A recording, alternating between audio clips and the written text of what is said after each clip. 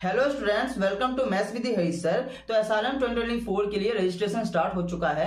अब आप लोग एसआरएम 2024 के लिए एप्लीकेशन फॉर्म को फिलअप कर सकते हो। तो आज के इस वीडियो में मैं आपको यही बताने वाला हूं कि एसआरएम 2024 के लिए किस तरीके से रजिस्ट्रेशन करना है। आज का ये वीडियो आप लोगों के लिए काफी ज्यादा हेल्पफुल होने वाला है। तो बस आपको एक काम करना है कि इस वीडियो को शुरू से लेकर के लास्ट देखना है, बिना स्किप के देखना है। अगर आप लोग बिना स्किप के देखते हो तो आपके पास कंप्लीट जानकारी होगी। अगर आप लोग स्किप करोगे तो आधी जानकारी होगी, और आधी अधूरी जानकारी हमेशा नुकसान देती है। सो बस बहुत हो गई बातें, अब चलते हैं हम लोग अपने लैपटॉप के स्क्रीन की तरफ। मैं आपको सब कुछ बताता हूँ, बस आपको वीडियो को लास्ट से देखना है। उसके बाद मैं आपको मिलता हूँ इस वीडियो के लास्ट में। सो स्टूडेंट, रजिस्ट्रेशन करने के लिए आपको सबसे पहले एसआरएम की ऑफिशियल वेबसाइट पे जाना होगा। तो ऑफिशियल वेबसाइट पे कैसे जाओगे? तो वैसे तो आप लोग गूगल पे सर्च करके भी जा सकते हो, लेकिन ईजी वे के लिए मैं आपको डिस्क्रिप्शन में लिंक प्रोवाइड कर दूंगा, उस पर क्लिक करके आप लोग डायरेक्टली जा सकते हो। फिलहाल के लिए अगर आप लोग चाहो तो गूगल या फिर क्रोम पे सर्च करके भी जा सकते हो। सर्च क्या करना है? सर्च आपको सिंपली करना है SRM 2024 रजिस्ट्रेशन। इसे सर्च कर दोगे। सर्च करने के बाद जो पहला लिंक आएगा इसी को आपको ओपन करना है। तो इसे ओपन कर लोगे। ओपन करने के बाद ये आपका एडमिशन का ही पोर्टल है। तो थोड़ा सा नीचे आना है। नीचे आने के बाद यहाँ पे आपको देखने को मिलेगा इंजीनियरिंग एंड टेक्नोलॉजी के लिए यहाँ पे अप्लाई करना है। इसके अलावा अगर आप लोग मेडिसिन हेल्थ साइंस के लिए अप्लाई करना है तो यहाँ पे करना है। हमारे जो मोस्टली बच्चे जो वीडियो को देख रहे हैं वो इंजीनियरिंग वाले बच्चे हैं, तो आपको बीटेक के लिए अप्लाई कर रहे होगे तो आपको सिंपली इस पर अप्लाई नाउ पे क्लिक करना है। क्लिक करने के बाद थोड़ा सा वेट करना है। तो हम लोग अप्लाई नाउ पे क्लिक कर देते हैं। इस पर क्लिक करने के बाद थोड़ा सा वेट करोगे तो कुछ इस टाइप का इंटरफेस ओपन हो जाएगा। यहाँ पे आप लोग सिंपली पर्सनल डिटेल को फिल करके रजिस्ट्रेशन कर सकते हो। इस वीडियो में मैं आपको बताऊंगा स्टेप बाय स्टेप कि किस तरीके से रजिस्ट्रेशन करना है, लेकिन फ़िलहाल के लिए कुछ बातें आपके लिए इंपॉर्टेंट है एसआरएम के रिगार्डिंग, उससे मैं आपको बता देता हूं। तो उसके लिए उन बातों को जानने के लिए आपको नीचे आना होगा। नीचे आने के बाद यहाँ पे दिया गया है कि रजिस्ट्रेशन करने के लिए आपको क्या क्या करना होगा। तो सबसे पहले आपको रजिस्ट्रेशन करना होगा, रजिस्टर योरसेल्फ। उसके बाद जो भी आप लोग मेल आईडी दोगे, आपकी मेल आईडी पे एक लिंक जाएगा, उस पर क्लिक करने के बाद आप लोग अपने ईमेल आईडी को वेरीफाई करोगे। ईमेल आईडी जब वेरीफाई हो जाएगा उसके बाद आपको एप्लीकेशन फॉर्म को फिल करना होगा। तो थर्ड स्टेप है फिल एप्लीकेशन फॉर्म ऑनलाइन। ये फिल करने के बाद आपको डॉक्यूमेंट को अपलोड करना होगा। ये फोर्थ स्टेप है। और डॉक्यूमेंट भी जब आपका अपलोड हो जाएगा उसके बाद आपको एप्लीकेशन फ़ी को पे करना होगा। ठीक है, तो ये समझ में आ गया है। इसके अलावा यहाँ पे कुछ बातें आपके लिए जो इंपॉर्टेंट जानना वो दिया गया है, जैसे कि एसआरएम के कैंपस कौन कौन से हैं। तो आपको काफ़ी सारे कैंपस देखने को मिल जाते हैं एसआरएम के। फिलहाल के लिए यहाँ पे हर एक कैंपस के बारे में बताया गया है। जैसे कि इनका मेन कैंपस जो है वो केटीआर कैंपस है, यहाँ पे लिखा हुआ है केटीआर।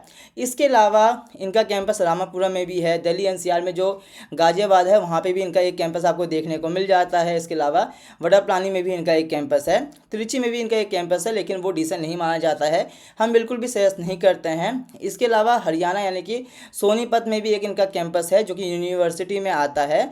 और इसके अलावा जो लास्ट कैंपस जो कि आपका एपी में देखने को मिल जाता है, आंध्र प्रदेश में, ये भी आपका यूनिवर्सिटी में ही आता है। ठीक है, अक्सर वीआईटी और एसआरएम की जब बात होती है तो कंपैरिजन किया जाता है।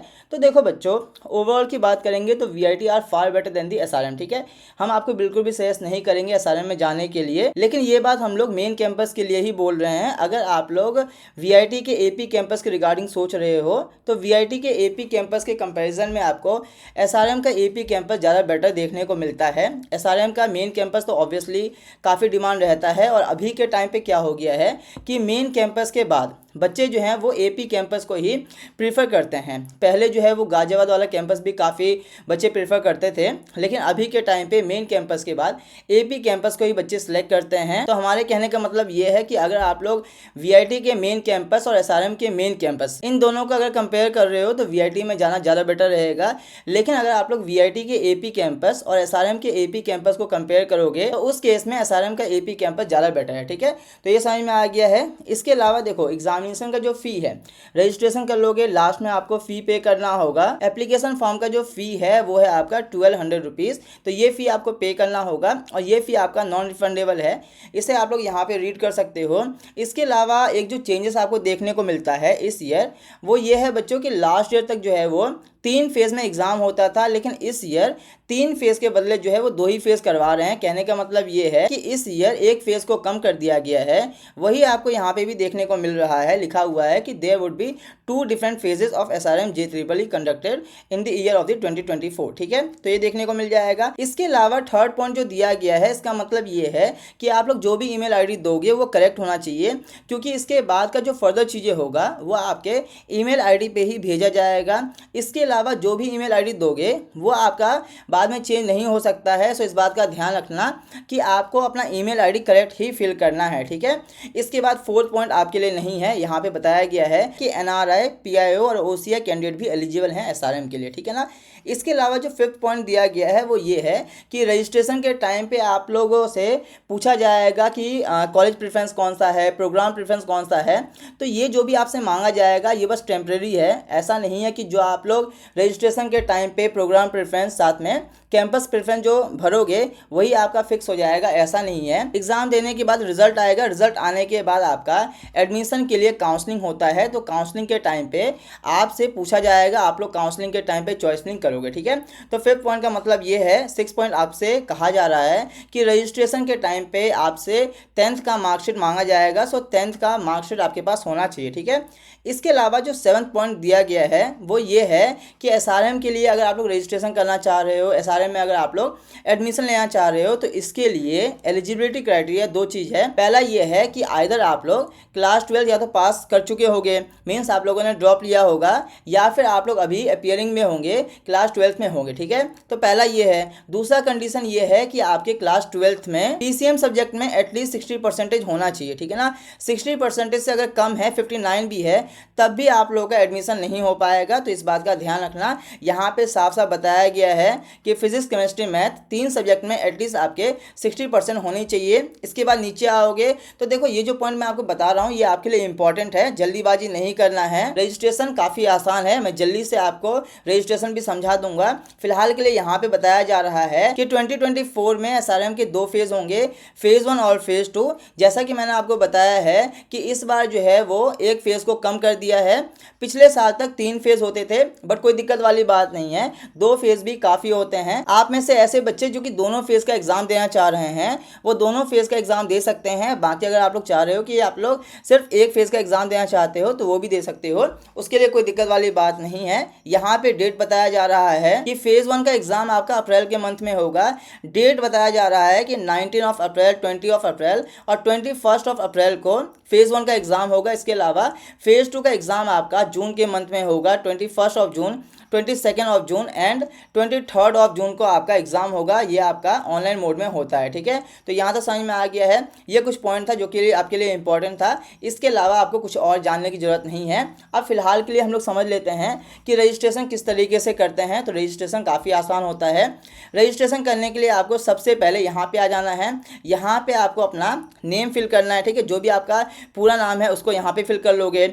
उसके बाद यहाँ पे आपको अपना ईमेल आईडी फिल करना है। ध्यान रखना है कि आपका ईमेल आईडी करेक्ट होना चाहिए, क्योंकि बाद में आप लोग अपने ईमेल आईडी को चेंज नहीं कर सकते हो। और इसके बाद जो भी इंपॉर्टेंट चीज़ें होता है वो आपके ईमेल आईडी पे ही आएगा। ठीक है, इसके बाद यहाँ पे आप लोग अपना मोबाइल नंबर फिल करोगे। अगेन से ध्यान रखना है कि मोबाइल नंबर आपका सही होना चाहिए, गलत मोबाइल नंबर नहीं डालना है। ठीक है, तो ये 3 डिटेल आप लोग फिल कर लोगे। इसके बाद आपसे यहाँ पे पूछा जा रहा है कि आप लोग किस स्टेट के रहने वाले हो। आप लोग जिस भी स्टेट के रहने वाले हो उसे आपको यहाँ पे सिलेक्ट कर लेना है। जैसे कि हम लोग दिल्ली से हैं तो हमने दिल्ली सेलेक्ट कर लिया है। इसके बाद आपसे पूछा जा रहा है कि आप लोग किस सिटी से हो। ठीक है, तो जिस भी सिटी से हो आप लोग उसे आपको सिलेक्ट करना है। हम ईस्ट दिल्ली से हैं तो ईस्ट दिल्ली हम लोगों ने सिलेक्ट कर लिया है। इसके बाद नीचे आओगे तो इसमें तो आपको engineering and technology he select करना है, क्योंकि आप सभी बच्चे इंजीनियरिंग यानी कि बीटेक के लिए अप्लाई कर रहे हो। ठीक है, इसके बाद सिलेक्ट डिग्री में आप लोग बीटेक सेलेक्ट कर लोगे। प्रोग्राम में आप लोग कोई सा भी सिलेक्ट कर सकते हो। मैंने आपको बताया है कि ये आपसे टेम्प्रेरी मांगा जा रहा है, बाद में काउंसलिंग के लिए अलग से आपको अप्लाई करना होता है, वो हम आपको बताते रहेंगे। बस आपको चैनल को सब्सक्राइब करके बेल आइकन प्रेस कर लेना है। ठीक है, तो यहाँ पे आप लोग कोई सा भी सिलेक्ट कर सकते हो। फिलहाल के लिए हम लोग CSE सिलेक्ट कर लेते हैं, कंप्यूटर साइंस इंजीनियरिंग। इसके बाद आपको यहाँ पे कैप्चा फिल करना है। ये जो भी कैप्चा लिखा हुआ है इसे आपको ध्यान से देख करके फिल करना है। और ये सारा डेटा आप लोग सही करेक्ट फिल करने के बाद आपको अप्लाई नाउ पे क्लिक करना है।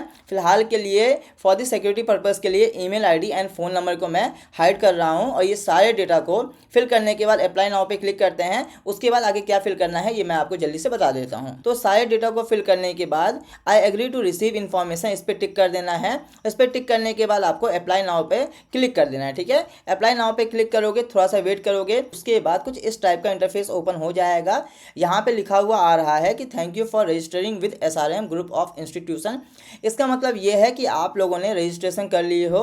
अब यहाँ पे लिखा हुआ है कि आप लोगों ने जो भी ईमेल आईडी दिए होंगे, आपके ईमेल आईडी पे एक वेरिफिकेशन लिंक जाएगा। ठीक है, तो हमारे ईमेल आईडी पे वेरिफिकेशन लिंक आ गया है। ठीक है, जो कि आप लोग यहाँ पे देख सकते हो, यहाँ पे लिखा हुआ है, होप सो आपको दिख रहा होगा, है ना, शायद दिख तो रहा होगा। ठीक है, तो यहाँ पे ये लिंक आ जाएगा। आप लोग जो भी ईमेल आईडी दोगे उस पर ये लिंक आएगा। उसके बाद यहाँ पे आ रहा है वेरीफाई ईमेल का। ठीक है, आपको दिख रहा होगा, है ना।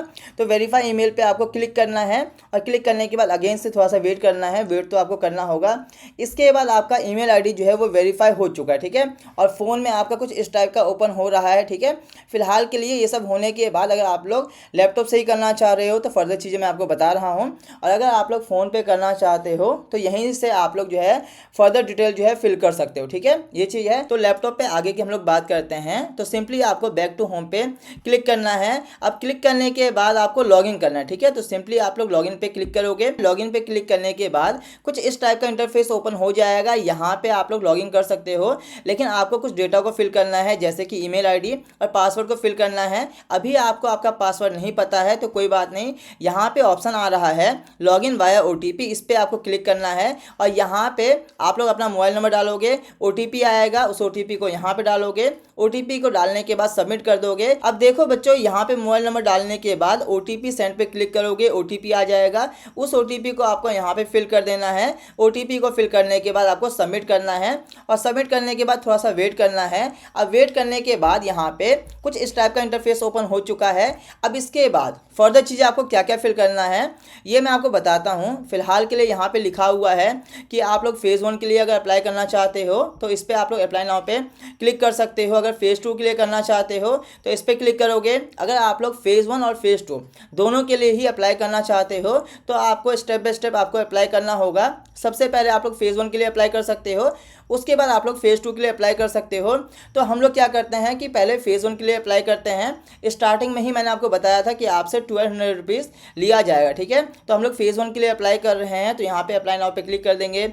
यहाँ पे बताया जा रहा है कि आप लोगों का एग्ज़ाम डेट क्या है, ये बात मैंने आपको पहले ही बता दिया है। ठीक है, तो सिंपली आपको अप्लाई नाउ पे क्लिक करना है, थोड़ा सा वेट करना है। वेट करने के बाद इंटरफेस ओपन हो जाएगा। कभी कभी थोड़ा सा ज़्यादा टाइम ले लेता है, लेकिन पैनिक नहीं करना है, काटना नहीं है। ठीक है ना, तो बस वेट करोगे। वेट करने के बाद कुछ इस टाइप का इंटरफेस ओपन हो जाएगा। यहाँ पे लिखा हुआ आ रहा है BTech application form 2024 for phase 1, क्योंकि स्टूडेंट हम लोग अभी फेज़ 1 के लिए अप्लाई कर रहे हैं। ठीक है ना, तो अगर आप लोग फेज़ 2 के लिए भी अप्लाई करना चाहते हो तो फेज़ 1 के लिए अप्लाई करने के बाद फेज़ 2 के लिए अप्लाई कर सकते हो। यहाँ पे एलिजिबिलिटी क्राइटेरिया बता रहा है, जो कि मैंने आपको बता दिया है कि PCM में आपसे 60% एटलीस्ट मांगा जाता है। ये लास्ट ईयर गलती हो गई थी, बच्चों को लग रहा था कि 60% जो है वो सिर्फ मेन कैंपस के लिए मांगा जा रहा है, बाकी कैंपस के लिए 50-55% में हो जाएगा, बट ऐसा नहीं है। हर एक कैंपस के लिए 60% ही मांगा जाता है। ठीक है, तो बच्चों ये समझ में आ गया है। इसके बाद इंस्ट्रक्शन में बताया जा रहा है कि जहाँ पे भी स्टार लगा होगा वो आपके लिए मैंडेटरी है, उसे आपको फिल करना है। ठीक है, तो नीचे आओगे, नीचे में नेशनलिटी आपसे पूछा जा रहा है, तो ऑब्वियसली इंडियन हो गया ना। अगर कहीं और से हो तो वो आपको फिल कर लेना है। इंडियन हम लोगों ने सेलेक्ट कर लिया है। इसके बाद आपसे पूछा जा रहा है have you study from India, क्या आप लोगों ने इंडिया से स्टडी किए हो। अगर किए हो तो यस करना है, नहीं किए हो तो नो करना है। मोस्टली बच्चों ने किया होगा तो यस आपको करना है। ठीक है, इसके बाद आपसे आधार नंबर भी पूछा जा रहा है, ये ऑप्शनल है, अगर फिल करना है तो कर सकते हो, नहीं करना है तो छोड़ सकते हो। ठीक है, इसके बाद नीचे आओगे तो जैसा कि मैंने आपको कहा था कि आपसे रजिस्ट्रेशन के टाइम पे प्रोग्राम एंड कैंपस प्रेफरेंस भी मांगा जाएगा, लेकिन ये ऑप्शनल है। एग्जाम होने के बाद रिजल्ट आएगा, उसके बाद एडमिशन लेने के लिए काउंसलिंग के प्रोसेस से आपको गुजरना पड़ता है। काउंसलिंग के टाइम पे जो भी प्रेफरेंस आप लोग फिल करोगे वो सही होता है। ठीक है, तो ये अभी ऐसे ही है। ठीक है ना, ऐसे ही आपसे मांगा जा रहा है तो आप लोग भी ऐसे ही फिल कर सकते हो। कैंपस प्रेफरेंस 1 में आप लोग मेन कैंपस सेलेक्ट कर लो। ठीक है, सबका मेन कैंपस ही होता है। प्रोग्राम में आप लोग कोई सा भी सिलेक्ट कर सकते हो। CSE हम लोगों ने सेलेक्ट कर लिया है। स्पेशलाइजेशन अगर सेलेक्ट करना है ऐसे ही है तो कोड ही कर लेते हैं, CSE कर लेते हैं। जैसा मैं फिल कर रहा हूँ वैसे ही फिल कर लो। ठीक है, इसके बाद कैंपस प्रेफरेंस 2 आपसे पूछा जा रहा है, तो इसमें भी आप लोग मेन कैंपस ही सिलेक्ट कर लो। प्रोग्राम प्रेफरेंस में आप लोग कोई दूसरा सेलेक्ट कर सकते हो। चलो सीएससी हम लोगों ने सिलेक्ट कर लिया है। स्पेशलाइजेशन में हम लोग एआई एंड एमएल डाल देंगे। इसके बाद नीचे आना है, नीचे आपको कैंपस प्रेफरेंस 3 भी फिल करना है, ऐसे फॉर्मेलिटी है, ठीक है। तो सिलेक्ट कर लोगे। मेन कैंपस हम लोगों ने सिलेक्ट कर लिया है। इसके बाद प्रोग्राम प्रेफरेंस में भी हम लोगों ने सीएससी सिलेक्ट कर लिया है। स्पेशलाइजेशन में आप लोग बिग डेटा एनालिटिक्स सिलेक्ट कर सकते हो, ठीक है। कोई सा भी अपने अकॉर्डिंग सिलेक्ट कर लेना। उसके बाद इस पर आपको टिक कर देना है कि I agree that I have read all the eligibility criteria, ठीक है, जो कि मैंने आपको समझा दिया है। इसके बाद नीचे आओगे तो पर्सनल डिटेल आपसे मांगा जा रहा है, जैसे कि आपका फुल नेम क्या है उसे आपको यहाँ पे फिल करना है। जो भी आप लोगों ने मोबाइल नंबर उस टाइम पे फिल किए होंगे वो मोबाइल नंबर ऑटोमेटिकली आ जाएगा। सिक्योरिटी पर्पज़ के लिए हमने इसे हाइड किया, ठीक है। इसके बाद आपको अपना व्हाट्सअप नंबर भी फिल करना है। व्हाट्सअप नंबर इंपॉर्टेंट है, व्हाट्सअप नंबर आप लोग फिल कर लेना, क्योंकि आगे जो भी चीज़ें होगा वो आपके व्हाट्सअप पे भेजा जाएगा, ठीक है। तो आपको व्हाट्सअप नंबर देना है, सही देना है। इसके बाद ईमेल आईडी आप लोगों ने जो स्टार्टिंग में फिल किए हो वो ऑटोमेटिकली ले लिया होगा, हमने सिक्योरिटी पर्पज़ के लिए इसे भी हाइड किया, ठीक है। इसके बाद आप लोग नीचे आओगे और यहाँ पे डीओबी डेट ऑफ बर्थ आपसे पूछा जा रहा है, तो जो भी आपका डेट ऑफ बर्थ है उसे आप लोग फिल कर लोगे। मान लेते हैं कि 2004 है, जून का मंथ है और 10th जून है, ठीक है। ये आप लोग यहाँ पे फिल कर लोगे। इसके बाद आपको जेंडर सेलेक्ट करना है, अगर बॉय हो तो मेल सेलेक्ट करना है, अगर बच्चियाँ हैं गर्ल हैं तो फीमेल सेलेक्ट करना है। हम मेल सेलेक्ट कर लेते हैं। इसके बाद अल्टरनेट ईमेल आईडी अगर आप लोग चाहो तो दे सकते हो, नहीं देना है तो छोड़ सकते हो, ऑप्शनल है, मैंने आपको बता दिया है। स्टार लगा हुआ है तो मैंडेटरी है, स्टार नहीं लगा है तो छोड़ सकते हो। इसके बाद आप लोग नीचे आओगे तो नीचे में आपसे गार्जियन की डिटेल मांगा जा रहा है। आप लोग किसी का भी दे सकते हो, हम लोग फादर का दे रहे हैं, आप लोग भी फादर का दे सकते हो। अगर मदर का डिटेल फिल करना है तो वो भी आप लोग फिल कर सकते हो। यहाँ पे आपको फादर का नेम फिल करना है, ठीक है। फादर का टाइटल फिल करना है। फादर के टाइटल में जो भी लगता है, चाहे डॉक्टर हैं, मिस्टर हैं, प्रोफेसर हैं, तो वो आप लोग लगा सकते हो। हम लोग फिलहाल के लिए डॉक्टर लगा देते हैं क्योंकि डॉक्टर हैं। इसके बाद यहाँ पे फादर का नेम आ जाएगा, जो भी फादर का पूरा नेम है उसे आप लोग यहाँ पे फिल कर सकते हो। इसके बाद फादर का जो मोबाइल नंबर है उसे आपको यहाँ पे फिल करना है, ये मैंडेटरी है। इसके बाद फादर का ईमेल आईडी मैंडेटरी नहीं है, अगर चाहो तो फिल कर सकते हो, नहीं फिल करना है तो छोड़ सकते हो। इसके बाद नीचे आओगे तो नीचे में आपसे मांगा जा रहा है एड्रेस फॉर कम्युनिकेशन। तो एड्रेस आपको फिल करना है। कंट्री में ऑब्वियसली इंडिया हो गए तो इंडिया सेलेक्ट करना है। स्टेट आप लोग जिस भी स्टेट्स के रहने वाले हो उसे आप लोग यहाँ से सिलेक्ट कर सकते हो। हम दिल्ली से हैं तो हमने दिल्ली सेलेक्ट कर लिया है। इसके बाद डिस्ट्रिक्ट आपसे पूछा जाएगा, हमारा ईस्ट दिल्ली है तो हमने ईस्ट दिल्ली सेलेक्ट कर लिया है। इसके बाद आपसे पूछा जाएगा कि सिटी कौन सा है, तो सिटी जो भी होगा उसे सिलेक्ट कर लोगे। इसके बाद नीचे आओगे तो नीचे में आपका एड्रेस लाइन 1 मांगा जा रहा है, यानी कि हाउस नंबर क्या है, जो भी आपका डोर नंबर है, हाउस नंबर है, उसे आपको यहाँ पे फिल करना है, ठीक है। तो फिलहाल के लिए हम फिल कर लेते हैं। तो ये फिल कर लिए हैं। एड्रेस लाइन 2 में रिमेनिंग चीज़ फिल करोगे, ठीक है। तो बस सही डेटा फिल करना है, बस इस बात का ध्यान रखना है आपको, और कुछ नहीं करना है, ठीक है। तो ये फिल करने के बाद आपका जो भी पिन कोड है उसे आप लोग यहाँ पे फिल कर लोगे। और ये पूरा डेटा फिल करने के बाद आपको क्या करना है, सेव एंड एग्जिट नहीं करना है आपको, ठीक है। सेव एंड एग्जिट भी कर सकते हो अगर बाकी चीज़ आप लोग बाद में फिल करना चाहते हो तो, लेकिन हम लोग पूरा फिल करेंगे। तो आपको सिंपली नेक्स्ट पे क्लिक करना है। नेक्स्ट पे क्लिक करने के बाद थोड़ा सा वेट करना है। जैसा कि मैंने आपको बताया है कि कभी कभी थोड़ा सा ज़्यादा टाइम ले लेता है, लेकिन आपको कट नहीं करना है, बस थोड़ा सा वेट करना है। वेट करने के बाद आपका कुछ इस टाइप का इंटरफेस ओपन हो जाएगा। 57% आप लोगों ने डेटा को फिल कर लिए हो, बाकी रिमेनिंग आपको फिल करना है, ठीक है। 66% हो गया, ठीक है। तो एकेडमिक डिटेल आपको फिल करना है। यहाँ पे आपसे पूछा जा रहा है कि आप लोग 12 जो है वो कंप्लीट कर चुके हो, आप लोग ड्रॉप ईयर में हो या फिर अपीयरिंग में हो। मोस्टली बच्चे अपीयरिंग में होंगे, तो अपीयरिंग आपको यहाँ पे टिक करना है। ये फिल करने के बाद नीचे आओगे, नीचे आपसे क्लास 10th का डिटेल मांगा जा रहा है, जैसे कि इंस्टीट्यूट का नेम, यानी कि आपके स्कूल का नेम क्या है, जो भी आपके स्कूल का नेम है उसे आप लोग यहाँ पे फिल करना है आपको। हम लोगों ने फिल कर लिया है, जैसे कि हमारे स्कूल का नेम है एंजल पब्लिक स्कूल, ठीक है। तो ये हम लोग यहाँ पे फिल कर लिए हैं। आप लोग अपने स्कूल का नेम फिल कर लोगे। बोर्ड आपका जो भी बोर्ड है उसे आप लोग फिल कर सकते हो। मोस्टली बच्चे सीबीएसई से होंगे तो सीबीएसई हम लोगों ने फिल कर लिया है। आप लोग अपने बोर्ड को सही से फिल कर लेना है, बस इस बात का ध्यान रखना है। बोर्ड को फिल करने के बाद आपसे मार्किंग स्कीम पूछा जा रहा है, तो आपका मार्किंग स्कीम कैसा रहता है उसको आपको फिल करना है। परसेंटेज रहा होगा तो परसेंटेज आप लोग फिल कर लोगे। अब कितने परसेंटेज आपके आए हुए थे उसे आपको यहाँ पे फिल कर लेना है, ठीक है। तो हम लोगों ने फिल कर लिया है। इसके बाद ईयर ऑफ पासिंग, कौन से ईयर में आप लोगों ने पास किए थे, तो 2024 में अगर आप लोग अपीयरिंग में हो तो 2022 में आप लोगों ने क्लास 10 पास आउट किए होंगे। रजिस्ट्रेशन नंबर यानी कि रोल नंबर आपका क्या था, तो जो भी रोल नंबर है आपका वो आपको फिल कर लेना है। ऐसे ही मैं रैंडमली फिल कर रहा हूँ, आपको सही डेटा फिल करना है। इसके बाद मोड ऑफ स्टडी कैसा था, रेगुलर था या फिर एनआईओएस से थे, तो मोस्टली बच्चे रेगुलर से होंगे तो रेगुलर आपको क्लिक कर देना है, सेलेक्ट कर लेना है। इसके बाद नीचे आओगे तो नीचे में आपसे क्लास 12 का डिटेल आपसे मांगा जा रहा है। अगेन से क्लास 12 का आपका इंस्टीट्यूट नेम क्या है, तो हम फिर से डाल देते हैं एंजल पब्लिक स्कूल, हम लोगों ने डाल दिया है। आपके स्कूल का जो भी नेम है उसे आपको यहाँ पे फिल कर लेना है। ये करने के बाद अगेन आपसे बोर्ड पूछा जा रहा है, तो जिस भी बोर्ड से हो आप लोग उसे आपको यहाँ पे फिल करना है। इसके बाद मार्किंग स्कीम आपसे नहीं मांगा जा रहा है क्योंकि सभी का परसेंटेज है। इसके बाद ऑब्टेन परसेंटेज कितने परसेंटेज है वो भी आपसे नहीं मांगा जा रहा है क्योंकि आप लोग अपीयरिंग में हो तो आपको नहीं पता होगा। ईयर ऑफ पासिंग आपको फिल करना है, तो 2024 ईयर ऑफ पासिंग है। अगर आप लोग अपीयरिंग में हो तो अगर आप लोगों ने ड्रॉप किए हो तो आप लोग 2023 सेलेक्ट कर सकते हो अगर आप लोगों ने पिछले साल पास आउट कर चुके हो तो, ठीक है। इसके बाद आपसे पूछा जा रहा है कि मोड ऑफ स्टडी क्या है, तो रेगुलर हो गए तो रेगुलर आपको सेलेक्ट करना है। अगर कोई बच्चा एनआईओएस से है तो उसे आपको सेलेक्ट कर देना है। इसके बाद एड्रेस ऑफ स्कूल यानी कि आपके स्कूल का एड्रेस क्या है वो आपको यहाँ पे फिल करना है। तो जो भी है आपके स्कूल का एड्रेस वो आपको यहाँ पे फिल कर लेना है, ठीक है। हम लोगों ने इसे फिल कर लिए हैं। इसके बाद यहाँ पे जो डिजी लॉकर का आईडी है ये फिल करना मैंडेटरी नहीं है, तो इसे छोड़ सकते हो और नीचे आना है। अब बस आपको डॉक्यूमेंट अपलोड करना है। तो डॉक्यूमेंट में आपको क्या क्या अपलोड करना है, तो पहला है आपका फोटोग्राफ और दूसरा है आपका सिग्नेचर, ठीक है। अब बस आपको इस बात का ध्यान रखना है कि आपका फोटोग्राफ और सिग्नेचर दोनों का जो मैक्सिमम साइज है वो है 5 MB, यानी कि 5 MB तक आप लोग अपलोड कर सकते हो। साइज यानी कि 5 MB तक ही होना चाहिए, इससे ऊपर होगा तो अपलोड नहीं होगा। फॉर्मेट आपका नॉर्मल है, JPG है, JPEG है, PNG है। तो यहाँ पे चूज फाइल पे क्लिक करके आप लोग सेलेक्ट कर सकते हो। अब चूज फाइल पे क्लिक करने के बाद अगर आप लोगों ने फोटो को रखे होगे तो आप लोग यहाँ से फोटो को सिलेक्ट करके अपलोड कर सकते हो। जैसे कि हम लोग यहाँ पे फोटो को अपलोड कर लेते हैं, ठीक है। तो यहाँ से आपका फोटो अपलोड हो जाएगा। उसी तरीके से आपको यहाँ पे सिग्नेचर भी अपलोड करना है, सेम प्रोसेस है, ठीक है।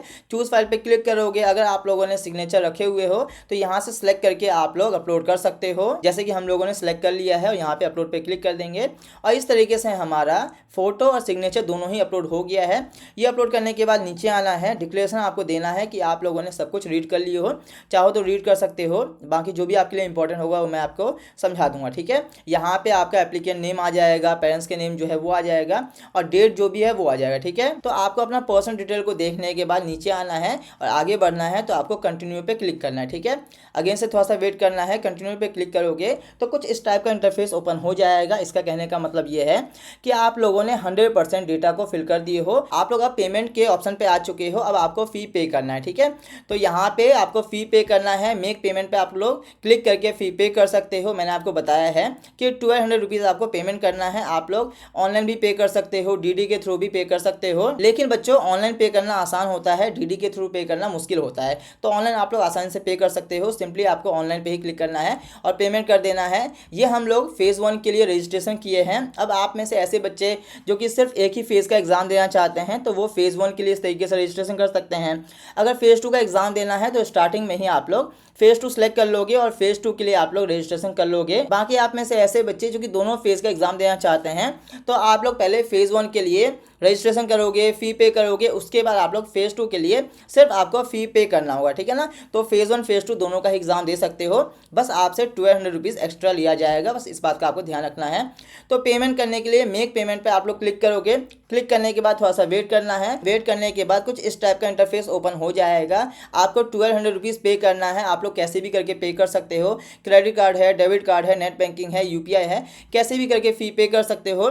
फिलहाल के लिए ये वीडियो मैं आपको समझाने के लिए बनाया था, इसके वजह से मैं पेमेंट नहीं कर रहा हूँ, लेकिन आपको ध्यान से पेमेंट करना है और पेमेंट करने के बाद आपका रजिस्ट्रेशन प्रोसेस कंप्लीट हो जाएगा। तो इस तरीके से आपको SRM के लिए रजिस्ट्रेशन करना है। सो स्टूडेंट, अगर आप लोगों ने इस वीडियो को अभी तक देखे हो, बिना स्किप के देखे हो, तो आपके पास कंप्लीट जानकारी आ गया होगा कि किस तरीके से आपको रजिस्ट्रेशन करना है। तो बहुत अच्छी बात है। अगर अभी भी कोई डाउट बचता है तो आप लोग इस वीडियो को फिर से देख सकते हो। एक बार आप लोग फिर से वीडियो को देख लो। फिर से देखने के बाद भी अगर कोई डाउट बच जाता है तो आप लोग कमेंट में पूछ सकते हो। फिलहाल के लिए सारे डाउट क्लियर हो गया होगा। अगर आपको वीडियो इन्फॉर्मेटिव लगा है तो वीडियो को लाइक कर देना, वीडियो को फ्रेंड में शेयर करना, क्योंकि वीडियो को फ्रेंड में शेयर करोगे तो उनकी भी हेल्प हो पाएगी। साथ में आपको चैनल को सब्सक्राइब करके बेल आइकन प्रेस कर लेना है, क्योंकि ये चैनल आपके इस जर्नी में काफी ज्यादा हेल्पफुल होने वाला है। अभी से लेकर के फाइनल एडमिशन तक हम लोग आप लोगों के साथ रहेंगे। चाहे आपके एग्जामिनेशन की बात हो, एग्जाम होने के बाद एडमिशन लेने के लिए आपको काउंसलिंग के प्रोसेस से गुजरना होता है। तो काउंसलिंग के रिगार्डिंग भी आपको A to Z video channel पे देखने को मिलेगा। इससे पहले लास्ट 5 to 6 ईयर से आपके सीनियर का हेल्प कर रहे थे। Now this is your turn. So channel को सब्सक्राइब करके बेल आइकन प्रेस कर लेना है। बाकी बच्चों फ्री ऑफ कॉस्ट वीडियो इस चैनल पे डलता ही रहता है। इसके अलावा बच्चों आपको पता है कि आप सभी सभी स्टूडेंट का कंडीशन अलग है, सबका डिफरेंट रैंक होता है, सबका डिमांड अलग होता है, तो उस सभी के लिए फ्री ऑफ कॉस्ट वीडियो आता है, लेकिन उस सभी के लिए हमारा पर्सनलाइज्ड काउंसलिंग सपोर्ट भी होता है जिसे आप लोग बाय कर सकते हो। आप लोग लास्ट ईयर की वीडियो देख सकते हो, आपके जो सीनियर थे उन्होंने काउंसलिंग सपोर्ट का काफी ज्यादा यूज किया था, क्योंकि अगर आप लोग काउंसलिंग सपोर्ट बाय करते हो तो आपके रैंक के अकॉर्डिंग, आपका कोई सा भी रैंक हो लेकिन आपके रैंक के अकॉर्डिंग बेस्ट से बेस्ट कॉलेज और बेस्ट से बेस्ट ब्रांच हम लोग आप लोगों को दिलवाते हैं, चाहे मेन कैंपस हो या फिर कोई सा भी कैंपस हो। ये लास्ट 5 to 6 ईयर से हम करवा रहे हैं, तो हमारे पास पूरा एक्सपीरियंस है। और साथ में इस बार से एक नया चीज भी आप लोगों के लिए लाया गया है, वो ये है कि लास्ट ईयर तक हमारा सिर्फ और सिर्फ ऑनलाइन काउंसलिंग सपोर्ट था, लेकिन इस ईयर से online counselling support as well as offline counselling support दोनों ही आपको देखने को मिल जाता है। आप लोग ऑनलाइन काउंसलिंग सपोर्ट भी बाय कर सकते हो, लेकिन अगर आप लोग ऑफलाइन काउंसलिंग सपोर्ट बाय करना चाहते हो तो उस केस में आपको ऑफिस पे आना होगा। ऑफिस के एड्रेस के रिगार्डिंग इंफॉर्मेशन हम लोगों ने डिस्क्रिप्शन में प्रोवाइड कर रखे हैं। बाकी अभी तो आप लोग एग्जाम दोगे, एग्जाम होने के बाद आपका रिजल्ट आएगा, रिजल्ट आने के बाद आपका काउंसलिंग होता है, और काउंसलिंग सबसे इंपॉर्टेंट होता है। आप लोग एग्जाम में कुछ भी करो, लेकिन अगर आपके पास काउंसलिंग के रिगार्डिंग प्रॉपर इंफॉर्मेशन होगा तभी आपके रैंक के अकॉर्डिंग बेस्ट से बेस्ट कैंपस और ब्रांच आपको मिल सकता है। तो आप लोग अभी फिलहाल के लिए चैनल को सब्सक्राइब करके बेल आइकन प्रेस कर लो। जब काउंसलिंग का टाइम आएगा उस टाइम पे हम लोग काउंसलिंग सपोर्ट को लॉन्च करेंगे, तो आप लोग अपने हिसाब से ऑनलाइन काउंसलिंग सपोर्ट या फिर ऑफलाइन काउंसलिंग सपोर्ट दोनों में से कोई सा भी ले सकते हो। हमारा एडवाइस ये होगा कि आप लोग ऑफलाइन काउंसलिंग सपोर्ट लो, अगर आप लोग ऑफिस पे आ सकते हो तो, क्योंकि उस केस में बात अलग होती है। आप लोग अपने पेरेंट्स के साथ आओगे, फेस टू फेस बात होगी, एंड देन जाकर के जब आपको लगेगा कि हाँ हम आपकी हेल्प कर सकते हैं, उसके बाद आप लोग बाय करते हो। तो हमारा सजेशन यही होगा कि आप लोग ऑफलाइन काउंसलिंग सपोर्ट ही बाय करो, लेकिन ऑफलाइन काउंसलिंग सपोर्ट बाय करने के लिए आपको ऑफिस पे आना होगा, और ऑफिस का एड्रेस के रिगार्डिंग इंफॉर्मेशन हम लोगों ने डिस्क्रिप्शन में प्रोवाइड कर रखे हैं। लेकिन फिर भी अगर मैं आपको एक बार ओरली बताऊं तो हमारा ऑफिस आपको दिल्ली में देखने को मिल जाता है, दिल्ली में, नोएडा में आपको देखने को मिल जाता है। उसके रिगार्डिंग ऑफिस का जो कंप्लीट एड्रेस है वो हम लोगों ने डिस्क्रिप्शन में दे रखा है, तो आप लोग अपने अकॉर्डिंग ऑफलाइन काउंसलिंग सपोर्ट या फिर ऑनलाइन काउंसलिंग सपोर्ट बाय कर सकते हो। बाकी अभी टाइम है, अभी फिलहाल के लिए चैनल को सब्सक्राइब करके बेल आइकन प्रेस कर लो। ये बातें मैंने आपको इसलिए बता दिया है ताकि आगे आपको इस सब चीज के रिगार्डिंग इंफॉर्मेशन पहले से हो। इसके अलावा कोई डाउट है कमेंट में पूछ सकते हो। आप लोग पिछले साल के भी वीडियो देख सकते हो। वीडियो अगर अच्छा लगा है तो वीडियो को लाइक कर देना, वीडियो को फ्रेंड में शेयर करना ताकि आपके फ्रेंड की भी हेल्प हो सके। अगर आप लोग चैनल पे फर्स्ट टाइम आए हो सो मेक श्योर कि चैनल को सब्सक्राइब करके बेल आइकन प्रेस कर लेना। बाकी इस वीडियो में इतना ही, मिलते हैं नेक्स्ट वीडियो में। Till then bye, take care, have a good day. जय हिंद, जय भारत।